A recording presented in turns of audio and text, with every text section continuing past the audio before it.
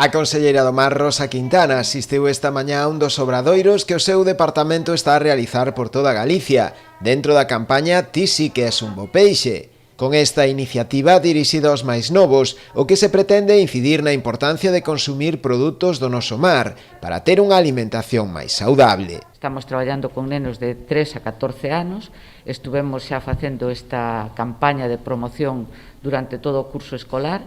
e agora continuamos tamén durante o grau naqueles concellos como o de Ribeira que teñen a disposición das familias estes campamentos de verán e é unha iniciativa pois lúdica onde os nenos aprenden xugando, aprenden cantando.